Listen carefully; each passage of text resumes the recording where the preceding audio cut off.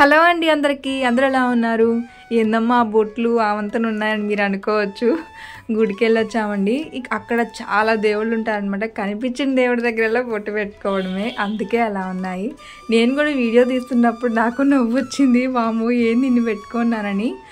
ఇంకా మేమైతే గుడికి వెళ్ళాం. మార్నింగ్ ఇంటికి వచ్చేసరికి 8:30 అయిపోయింది. అంటే లేట్గా వెళ్ళామండి, నిన్నంతా ఫుల్ వాన. ఇంకా ఆ తర్వాత ఇంటికి వచ్చాక ఉప్మా చేశాను. 8:30 అంటే టైం 8:30 అయిపోయింది. ఇంకా వర్షం పడుతుంది కదా అని చెప్పి మా పిల్లల్ని అయితే స్కూల్కి వద్దన్నారు మా వారు. సరేలే అని చెప్పి నేను కూడా సరే అనేసాను.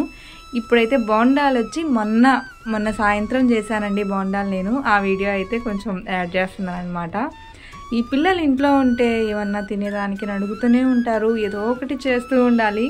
ఫస్ట్ అయితే రవ్వ ఏం చేసుకున్నాను ఉప్మా కోసం అని చెప్పి.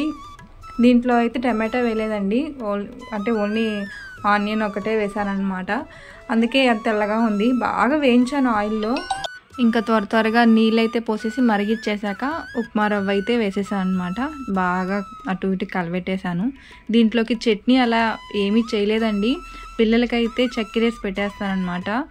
మా అత్తమ్మ మామిడికాయ తురుము పచ్చడి చేశారు. ఇంకా అది ఉంది కదా అని చెప్పి నేను చట్నీకి అయితే వేయలేదు. ఇక్కడైతే పిల్లలకి చక్కెర కొంచెం చల్లేసి పెట్టాను. మా చిన్నోడికి చక్కెరేసి పెట్టమంటాడు, మా పెద్దోడు నాకు చక్కెర ఏమొద్దు ప్లెయిన్గానే ఉత్తిదే పెట్టమన్నాడు. మా పిల్లలకి పెట్టేసిన తర్వాత నేను మా అత్తమ్మ కూడా కూర్చున్నాము. ఇంకా గుడికి వెళ్ళాం కదా, అక్కడ గుడి దగ్గర ఉండే సంగతులు, అంటే మామూలు ఎంతమంది వచ్చారు, అక్కడ ఎలా చేశారు అన్నీ కూడా చెప్తూ మాట్లాడుకుంటూ నేను మా అత్తమ్మ అయితే టిఫిన్ చేసాము. మా మావయ్య కూడా తినేసారనమాట. అందుకే మేమిద్దరం తినాలి కాబట్టి కింద కూర్చునేసాము. మా అత్తమ్మ కూడా, మా పిల్లలు ఏది చూస్తే మేము కూడా అదే చూస్తూ తింటామండి. షిన్చాన్ చూస్తే షిన్చాను, డోరేమాను, క్రికెట్ లేకపోతే కబడ్డీ, ఇంతే అనమాట. వాళ్ళు ఏది చూస్తే మేము కూడా అది చూసుకుని నొక్కుంటూ ఉంటాము. ఇంకా మంచిగా క్రికెట్ వస్తూ ఉంటే మా పిల్లలు చూస్తూ ఉన్నారు. మొత్తం బయటంతా వానండి, చిమ్మ చీకటి. ఇంట్లో కూడా లైట్లు ఆపేసి అలా పెట్టుకుని చూస్తున్నారనమాట. ఇంకా మధ్యాహ్నానికి వండుకోవాలి కదా, ఎన్ని ఉన్నా ఎన్ని లేకపోయినా 3 పూట్ల వండుకొని తినాలి. అది అందరిలో జరిగేది. నేను అంటే గుడి నుంచి వచ్చిన తర్వాత చాలాసేపు మర్చిపోయాను చేవిరి వేయడము. 10కి వేసానండి చేవిరి నేను. ఇంకా గబగబా కొంచెం గోరువెచ్చగా చేసి కొంచెం పెరిగేసేసి అటు ఇటు బాగా తొట్టిచ్చేసాను అనమాట.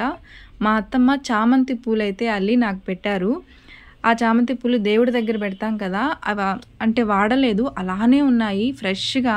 సరే చామంతి పూలు అల్లుతాను పెట్టుకో అంటే నాకు ఫస్ట్ నవ్వు వచ్చింది. ఆ చామంతి పూలు పెద్దవాళ్ళు పెట్టుకుంటారు, మనం ఏంది అనుకుంటాం, కానీ బాగున్నాయండి. మా అత్తమ్మ అల్లి నాకు పెట్టారు. ఇంకా మా పిల్లలు కొంతసేపు టీవీ చూసిన తర్వాత తినేదానికి అడుగుతూనే ఉన్నారబ్బా. ఇంకా మా అత్తమ్మ వేరుశెనగ పప్పులు వేసి దాంట్లో కొంచెం శనగపిండి, బియ్యపిండి, కొంచెం మసాలా అట్లా వేసి ఇట్లా పకోడాలాగా వేశారు, వేరుశెనగ పప్పుల పకోడా. ఇంకా అవి తింటూ వాళ్ళు టీవీ చూస్తూ ఉన్నారు. పిల్లలుంటే ఇంతే, ఏదో ఒకటి చిరుతిండ్లు ఉండాలి. ఇంకా ఆ తర్వాత మధ్యాహ్నానికి అని చెప్పి బియ్యం కడుగుతున్నాను ఇక్కడ. ఈ వర్షాకాలంలో కరెక్ట్గా బియ్యం వేసుకొని మొత్తం తినేయాలి ఒక్కసారిగా. ఇప్పుడు చాలా చల్లగా ఉంది కదా, కొంచెం అన్నం మిగిలినా కూడా ఆ అన్నం నైట్ పూట తినాలంటే కష్టం, జిల్లుగా చల్లగా ఉంటుంది అనమాట. అన్నం అయితే వేడిగా అప్పటికప్పుడే తింటే బాగుంటుంది. ఇంకొకటి ఏంటంటే నా ఛానల్ ఫుడ్ ఛానల్, ఎక్కువగా ఫుడ్ వీడియోస్ పెడుతూ ఉంటాను. మీరు ఎవరైనా ఏందబ్బా ఎప్పుడు చూసినా తిండుకోవాలని అనుకోవద్దు, మేము చేసుకున్నటివే అవే వీడియో తీసి పెడుతుంటాను. ఇంకా తర్వాత ఒక పక్కనైతే అన్నం పెట్టేశానండి. ఇంకొక పక్కన అయితే నేను ఇది పచ్చెనపప్పు అయితే నానబెట్టుకున్నాను, అవైతే పొయ్యి మీద పెట్టేశాను అనమాట. బీరకాయ పచ్చెనపప్పు కూర. మా అత్తమ్మ అయితే ఇక్కడ బీరకాయ కట్ చేస్తున్నారు. ఆ 2 పక్కన పెట్టేసిన తర్వాత, అదేనండి పొయ్యి మీద పెట్టేసిన తర్వాత మా అత్తమ్మ నాకు కూడా పకోడా ఇచ్చారు, వేరుశెనగపప్పు పకోడా. అవి కూడా నేను మా అత్తమ్మ తిన్నాం అనమాట. ఇంకా తర్వాత ఇగో పప్పు అండి, ఇంతకుముందు చెప్పాను ఆల్రెడీ, అయితే పప్పు కూడా పెట్టేశాను. ఇంకా విజిల్స్ వచ్చేసాయి. మొత్తం క్లోజ్ చేసేసరికి ఆవిరి అసలు బయటకు వెళ్లకుండా ఇంట్లోనే వేడిగా ఉందన్నమాట. ఆత్మగౌరవం సినిమా అయితే వస్తుంటే చూస్తూ ఉన్నాం.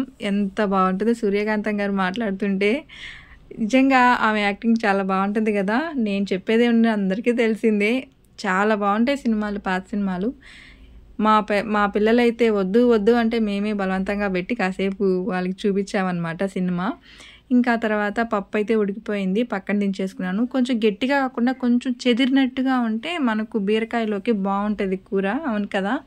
ఇంకా తర్వాత మా అత్తమ్మ బీరకాయ తొక్కుతో పచ్చడి కూడా చేశారు. ఇలాంటి పచ్చళ్ళు కొంచెం నాకు కష్టమని నాకు పెద్దగా రావు, మా అత్తమ్మ ఎక్కువగా చేస్తూ ఉంటారు. ఇంకా తర్వాత అయితే నేను టమాటా ఎర్రగడ్డ అయితే కట్ చేశాను. మా అత్తమ్మ రసం అయితే పెట్టేశారు. నిజం చెప్పాలంటే నిన్నంతా మా అత్తమ్మే వంట చేశారు, నేను వీడియో తీశాను. అంటే రోజు రసం బాగా రావాలంటే కష్టం కదా, ఒక్కొక్కసారి బాగా రాదు. మా అత్తమ్మ రోజు కూడా ఒక్కొక్కసారి పెడుతూ ఉంటారు. ఇంకా బీరకాయ తొక్కులు అయితే మంచిగా వేయించేసుకున్నారు పచ్చడికి. ఆ పచ్చడిలో చింత తొక్కు వేశారనమాట. చింతపండు వేస్తారు కదా, చింతపండు వేయకుండా చింత తొక్కు అయితే వేశారు. దీని గురించి నేను ఇంకెప్పుడైనా నేను షేర్ చేసుకుంటానండి, చింతతొక్కు గురించి కాదు. ఇప్పుడైతే బీరకాయ కూర చేస్తున్నారనమాట. నేను చెప్పాను కదా మా అత్తమ్మే వంటంతా కూడా. ఫస్ట్ అయితే ఇంకా టమాటా ఎర్రగడ్డ అవంతా కూడా వేయించేసుకుని, కరివేపాకు తెల్లగడ్డ అవన్నీ కూడా వేసేసుకుని వేయించేసుకున్నారు. ఇంకా ఆ తర్వాత బీరకాయ కూడా వేసేసుకున్నారు. బాగుంటుందండి బీరకాయలో మనం ఇది పెసరపప్పు వేసుకున్నా కూడా చాలా బాగుంటుంది కదా, పచ్చెనపప్పు కానీ రెండు బాగుంటాయి. ఇక్కడైతే బీరకాయ కొంచెం వేయించుకున్న తర్వాత మూత అయితే పెట్టేశారనమాట. ఇంకా ఆ తర్వాత ఇది సొరకాయ, అదేనండి బీరకాయ తొక్కతో పచ్చడి కూడా మిక్సీకే వేసారు పచ్చడిని. మా చిన్నోడైతే నిన్న ఆ పచ్చడితోనే అన్నం తిన్నాడు, బాగా నచ్చింది వాడికి, ఓన్లీ ఆ పచ్చడితోనే తిన్నాడు అనమాట. మా పెద్దోడైతే కొంచెం పచ్చడితో కొంచెం కూరతో అయితే తిన్నాడు. ఇంకా తర్వాత మధ్యాహ్నం అయితే టైం అవుతుంది, వాళ్ళకైతే అన్నం పెట్టేశాను. ఈ వీడియో నచ్చినట్లయితే ప్లీజ్ లైక్ చేయండి ఫ్రెండ్స్. బాయ్.